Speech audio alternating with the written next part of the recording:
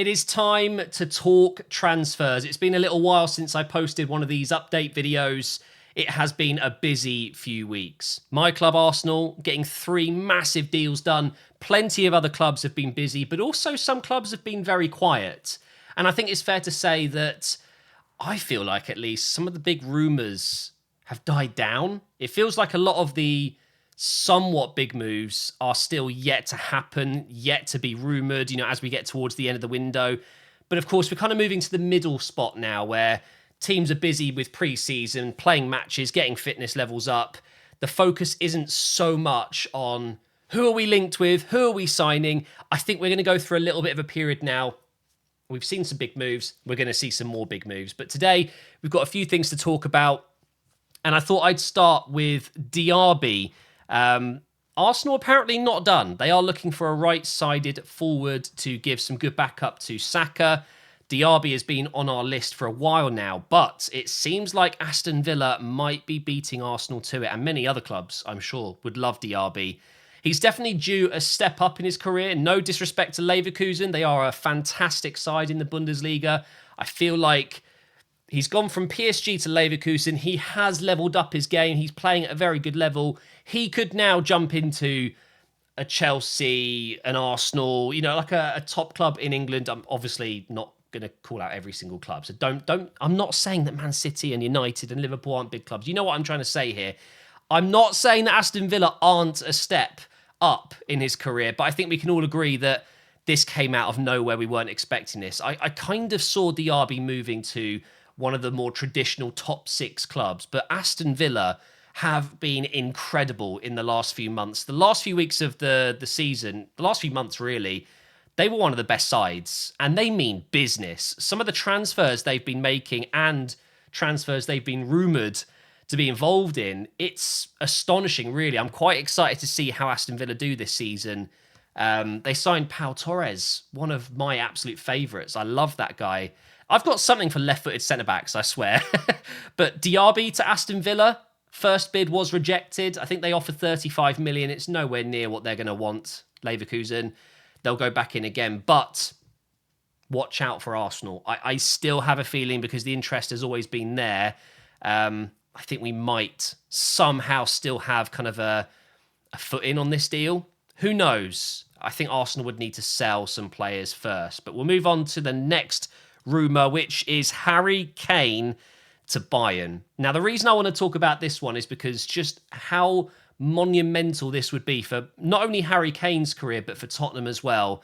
I think, again, it's very fair to say that without Harry Kane, Tottenham would not be anywhere near as successful as they have been in the last 5, 6, 7, 8 years. He has been phenomenal. He is probably, on his day, the best striker in world football in terms of doing everything. He's a creative player. He holds up the ball. He makes intelligent runs. He's a great finisher. He's strong. He's not the quickest, but he's got the brain. And I truly think that Bayern would secure the Bayern title, as we all call it. It's not a Bundesliga title, for probably 3-4 seasons. If he signed that long of a deal, he will score so many goals out there. What does it mean for Tottenham, though? Tough. Really tough. The thing is, I'm sitting here as an Arsenal fan hoping this move happens. There's 2 reasons to that. One, I want Tottenham to suffer. Obviously, I think it would be hilarious to try and see them hit a top 4 finish next season without Harry Kane. It ain't happening. It probably won't happen with him, okay? But also, because he's a Tottenham player, I don't necessarily want him to be remembered as the top scoring Premier League player of all time. I want it to stay with Alan Shearer, if I'm honest.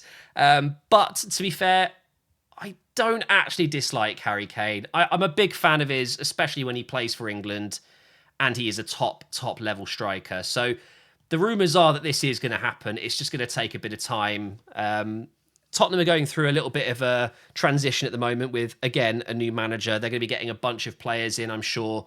They're probably going to sell a load of players as well. But if they lose Harry Kane, this golden generation where they've won nothing still, it's over. I just don't see how Heung-min Son could carry them like Harry Kane has. He's just that good. So worth watching out for this one. I think it could be a late one. I think this might happen in August. Although we're already halfway through July, over halfway through. Up next, we have Vlahovic. What's happened? He was one of the most wanted players before he joined Juve. Hugely reported that he was on his way to Arsenal. I'm kind of glad it didn't happen at the time. But I would still like him, I think. There's something about Vlahovic. There is a player there. It hasn't worked at Juventus as well as they'd hoped. He hasn't been bad. I don't think he's been good. At the moment, the current rumours I'm hearing is it could be PSG, most likely, or Chelsea with some sort of Lukaku swap plus cash. I don't know what's going on with Lukaku. Inter wanted him back. They've now said they're not interested because he's been talking to Juventus. And I get that. And we'll talk about Inter in a moment because they're linked with a player I want to talk about. But I could see Vlahovic absolutely killing it in the Premier League. He's built for the Premier League. So I'm hoping he goes to PSG and not Chelsea. Still a top player. So he's one of those players that I think has gone under the radar over the last year or two because the move hasn't been spectacular. But watch him kill it at his next club. He is a generational striker. Up next, though, we have Harvey Barnes. This is a really interesting one because one day he's heading to Newcastle, one day he's heading to West Ham. Who knows where he's actually going to end up? And it's a really tricky situation because you've got two clubs that would benefit from Harvey Barnes, and Harvey Barnes would benefit from both those clubs, for sure. He needs to be in the Premier League. He can't be playing Championship football next season at Leicester. Although he might, you never know. But the issue is, Newcastle don't have as much money as you think to spend, and they've just blown 70 million on Tonali. It wouldn't surprise me if they can't afford a big upfront payment for Harvey Barnes, which Leicester will probably want. I'm sure they'll do instalments, but they'll probably want a huge chunk up front. West Ham, however, their issue is the opposite. They've got money to burn now that Declan Rice has left and signed for Arsenal. But that means Leicester can do what Leicester did with United coming in for Maguire all those years ago. They can just slap on a stupid amount of money and say, you've got the money to pay it. They know West Ham have a lot of money in the bank now. They could easily justify an extra 20, 30 million on top. So I think Harvey Barnes will end up at West Ham. I think they will make that happen. I think him and Bowen on the wings is brilliant. And if they can get in a midfielder to somewhat replace Declan Rice or just help fill that void a little bit, they're going to be able to reinvest the money pretty well. So I wish West Ham all the best, honestly. I think Harvey Barnes would be great. I think he should go there.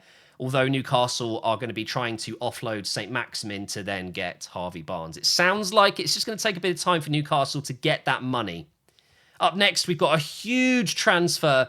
This has been rumoured for weeks now, but it seems that Onana is going to be a Manchester United goalkeeper. De Gea has been released after, 11, 12 years? What a goalkeeper. It wasn't working at the end. He's had some problems, let's say. And Ten Hag wants a footballer in goal, and that's what they're going to get. Onana is, without doubt, one of the best keepers in the world with the ball at his feet. And this is a big one for United.